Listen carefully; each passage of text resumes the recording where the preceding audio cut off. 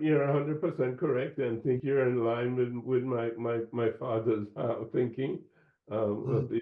If I can remember his quote, education is the process by which you bring a people to, I can't think of the quote properly, but to express themselves for their own benefit, something Yeah. along those lines. And Yeah. education, of course, is key to develop your own civilization. Yeah. And if you're poorly educated, then obviously you're not going to, perform appropriately, even within your own civilization. So education is again key. And the point you make is central because I was at a reparations conference, and I've been at different reparations conferences, and my Mhm. emphasis has always been that reparations is a two-way situation. Mhm. We've been damaged as a people over time, not just for 500 years, but for a longer period of time. Mhm. And we've discussed some of that even just recently. And Mhm. in order to talk about reparations, we have to repair ourselves Mhm. as well as repairing the systems that disadvantaged us in terms of enslavement, colonialism, and neocolonialism. Mhm. So, so we have to look to change the systems of governance in the world, and we have to Mhm. get some compensation for free labor and the damage that has been done to us over time. But Mhm. in that process, we have to repair ourselves. We have to recognize the damage that has been done to us Mhm. as human beings. Mhm. Because whatever system you create, Mhm. it is going to be run and directed by individual human beings. Mhm. So, like they say, a chain is as strong as its weakest link. So you Mhm. can't really have a society with people who are damaged, and I use Mhm. that in the widest sense when I say damaged, Mhm. who are mentally enslaved and are still clinging to a Mhm. system of thought, a system of religion, a system, an economic system, a sociological system Mhm. that is not simply outdated, but is not, but it's not fully human because it Mhm. does not understand what it means to be a full human being Mhm. beyond the mind-body complex, Mhm. which relates to the five senses and the physical body that houses the five senses. And I Mhm. mean, very, very primitive because that's just being a human animal, you see. And Mhm. I think the behavior of a human animal is animalistic, and we've seen that, and we're seeing it now in terms Mhm. of out there, in terms of the genocide in Gaza, and in terms of NATO trying to encroach on Russia, etc., through Ukraine and bring war to Russia. So, Mhm. we see that, continuing. And Mhm. we see it continuing in the destabilization of Africa because Africa is the richest continent in the world Mhm. and has 40 to 50% of just about everything that the world needs. Mhm. Whether it's diamonds or coltan or simply agriculture and certainly oil and so on and so on and so forth. Mhm. Unless we're able, as Africans, unless we're able to change the mindset, then Mhm. we cannot develop our own civilization, Mhm.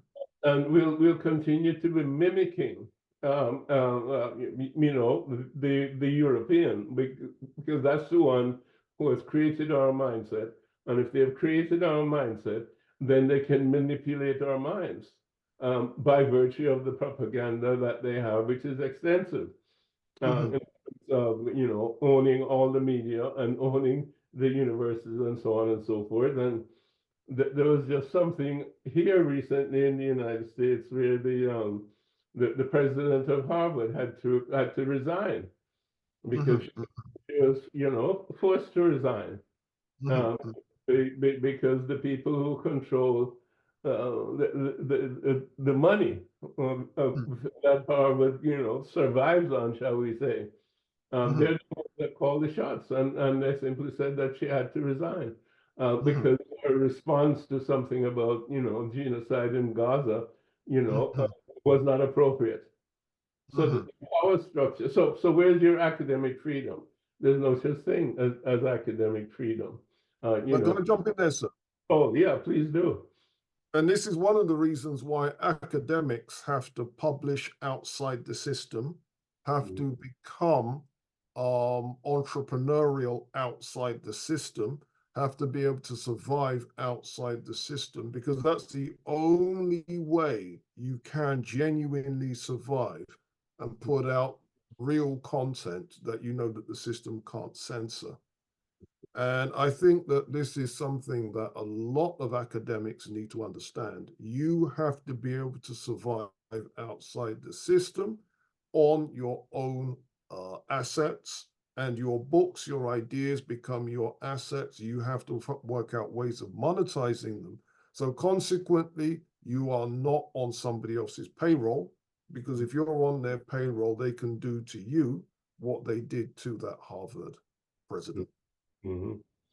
Yeah, and that's true across the board. It's not only true, at Harvard, per se. And if you look at the media, you find the same thing. Um, Mhm, but where do we have now, honest journalism in terms of, back in the day with Woodward and so on, where they outed, Nixon and his den of thieves. You don't have mhm, any journalism like that. Everybody now is towing the line. Everybody's writing the same story. They've mhm. been beaten down, so much that it doesn't matter whether it's the New York Times, the Washington Post, or the Daily News. They're all really saying the same thing. Mhm. It's hard, maybe the Guardian there in England is still carrying something, fairly decent. Yeah, But can I jump in there, sir? Can I jump in there? yeah. And this is where social media has given us an opportunity. Mhm, Social media is why me and you can talk from different continents at the same time and present our ideas to a media, to an audience that the system isn't controlling. Do you see?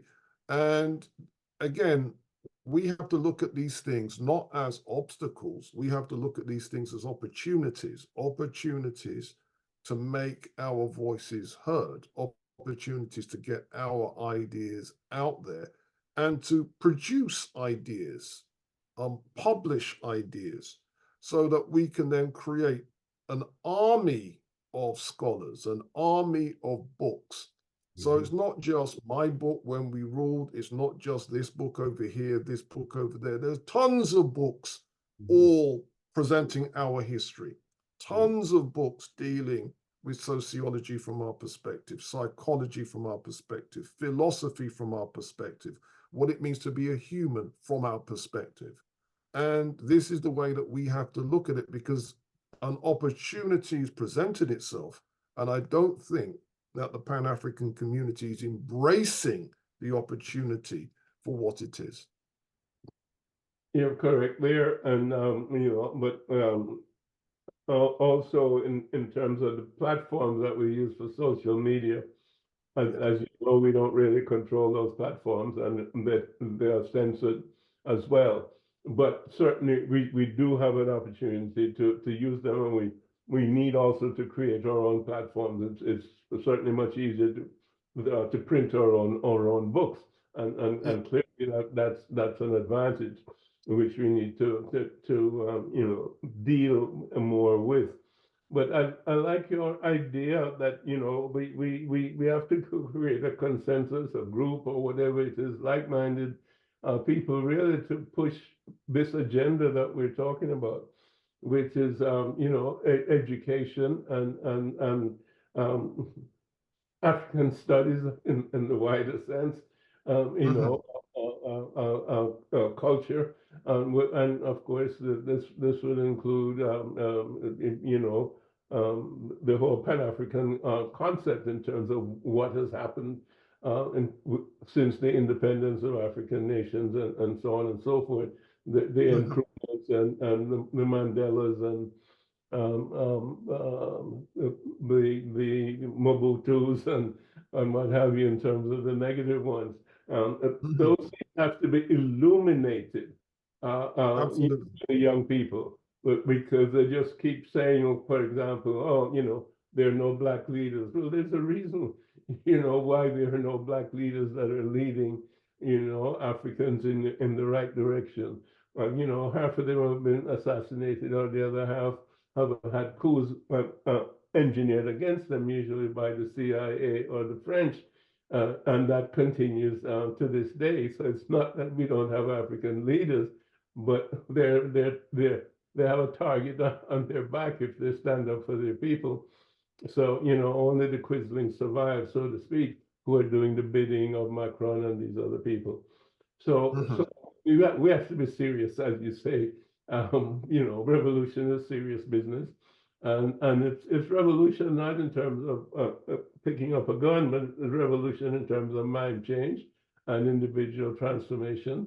And therefore, once you have individual transformation, then you have the possibility of change in a large way, moving towards this multipolar society where Africa can come together in terms of being a meaningful participant in the geopolitical arena. And that's where it has to be, because we're 1.5 billion people. And we have to do the intellectual work that will allow us to be cohesive and maximize our intellect as well as our force as a people, with all the riches that we have. And the riches are in the ground, underground, and certainly within our people, because I believe certainly we're among the most creative people on the planet. And not among the least creative, we're among the most creative. So the future really should belong to our youngsters, but we have to set the stage better than we've set it so far. And I'd like us to continue on that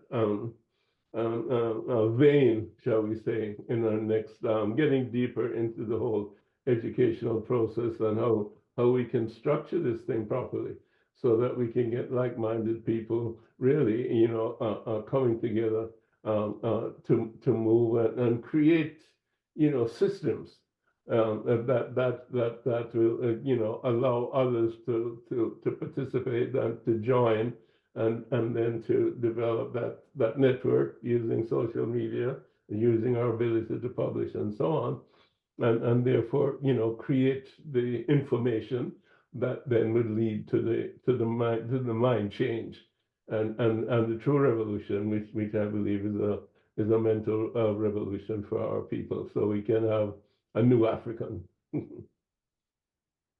Well said, sir. All right, so I look forward to next time. Thanks very much, Robin. Thank you.